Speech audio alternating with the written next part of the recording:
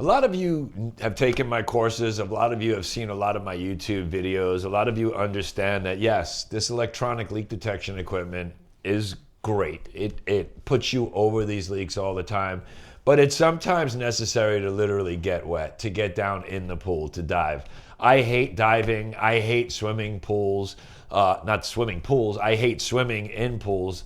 But there are some times, and it's nobody's equipment. There's nothing on this universe that's going to literally keep you out of the pool 100%. And let me explain some situations where you need to do that.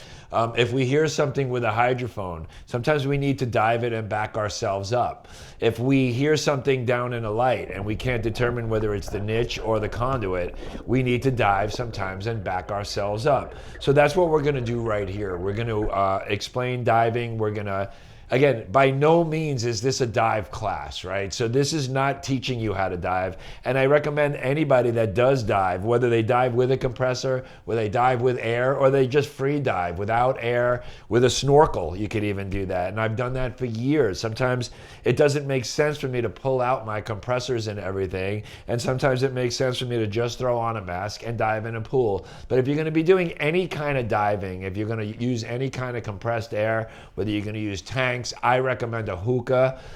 That's a gas-powered breathing. I don't recommend just using compressors that are not made for this. I recommend using specific dive stuff. But if you're going to wind up doing that, I highly recommend you go get a local certification. And you could do that anywhere in the world. You could do they'll teach you in a pool, they'll teach you in the ocean, they'll teach you what you need to do. And it's vital that you do that if you're going to be using any kind of compressed air. Actually, it's legal for you to do that. In other words, is you can't buy tanks and get them refilled unless you have that dive certificate. So by no means are we recommending that you just use this as a course for diving. We highly recommend that you go out and you get certified. It's not that hard to do.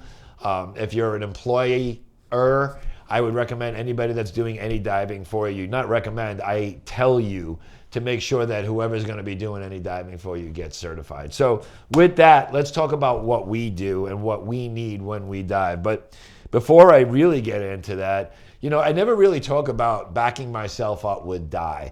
And again, this is the dye. This is a Taylor R0014. It's a phenol red. It's a pH test. This is the best stuff you're going to get. This is the only stuff that you need. You could use Gardex brand. You could use other brands.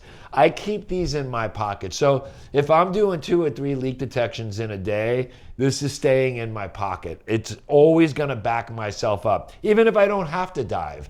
So let's say I hear something around the skimmer seam. I hear something around the structural crack. Hey, you heard something, but why not get dye in front to see it? And if you do need to get in the pool in order to do so, then that's what you're going to wind up doing. Now, if you are going to get in a pool to do so, we recommend getting a really good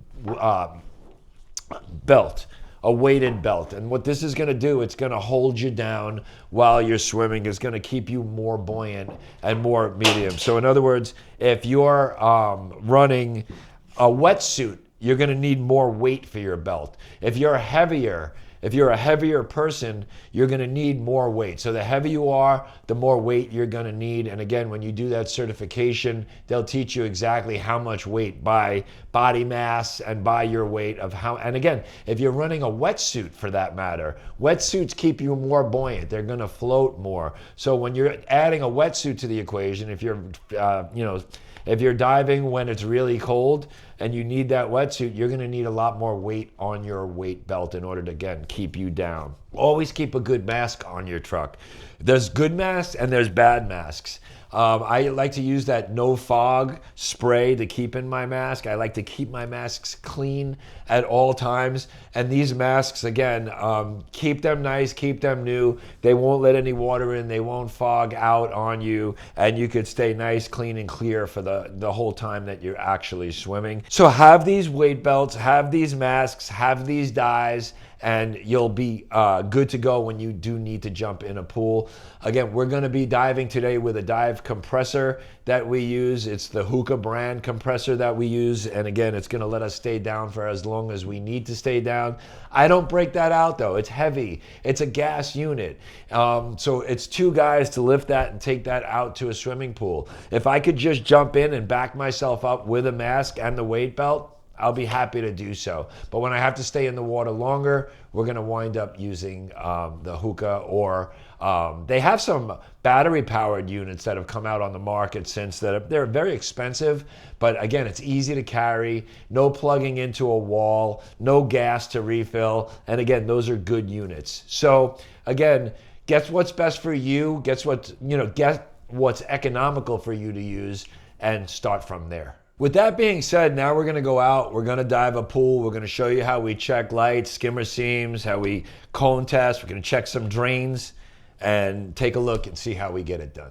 So now let's get in there and get wet. So again, whenever we're diving, we like to use our coated weight belts. I don't like using anything galvanized because they could scratch a pool surface. Right now, we're going to sit down and we're going to remove our 2 screws in our drain. Most drains have these waterway drains have typical 2 screws, but again, they have some with safety screws and torque screws, so you have to keep all of that equipment in your tool kit and make sure that you're able to identify what it is and that you're going to be able to have whatever tools you're going to need to remove whatever kind of screws you have in a drain. Here we're dye testing both around the pipe penetration and we're testing around the mud frame and grate. After we're done doing that, we're going to just plug these up temporarily, set 2 2-inch plugs in, and what we're going to do is we're going to static test the front port. That's where those 2 drains tie into. If it was pulling right here, it would be the cause of a leak, but it's not pulling. So therefore, we can rule those out. So we checked around the grates, checked around the pipe penetrations, and while we're here, we're also going to just dye test the back port of the skimmer and confirm that we have a push out or it lingers, and therefore there is no actual pull or leak. When we get skimmer seams, sometimes we like to remove the door to get it out of the way. Again, we could check it from the front, the back, in the pool or outside of the pool, and we want to go over every little square inch of that seam. The seam being where the plastic meets the gunite. Again, it should be entombed and monolithic, but again, we find a lot of leaks at actual skimmer seams. Using the aid of a mirror, we're able to get in and see things that we can't typically see with our eyes. And again, diving a pool really lets you see. It lets you get eyes straight on whatever you're looking for. Next, we're going to go around all these return fittings, and when we do, we could actually plug up the others and we could static cone test them. Here in this pool, we don't have regular light niche and conduits. What we have are LEDs. So those LEDs, we go around tediously and we check them. This is just an umbrella holder that we have here. And what we're going to do is we're going to check that as well. We always do. Back yourself up. Remember, we listened to everything and we ruled it out that way. Once we do, we're going to dive the pool here and we're going to put everything back together. Don't ever leave anything opened. You could run into problems. Somebody could decide to turn that pool back on and swim and you have a safety issue right there. Here we're going to go around the whole bond beam. We're looking for structural cracks and we're dye testing as we're actually going. We're coming back to the spa now where we don't have a lot of dive room, so it's a little tight spot. You can see me kind of crawled up looking. But again, we're going to do the same things that we did to the drains on the side suctions, around the pipe penetrations and around the mud rings. When we're done, we're going to put everything back together. Again, never leave anything unopened. So we just went over the whole pool with dye. We went around fittings, pulled main drains, static cone tested. Even though we had listened with the hydrodomes and hydrophones.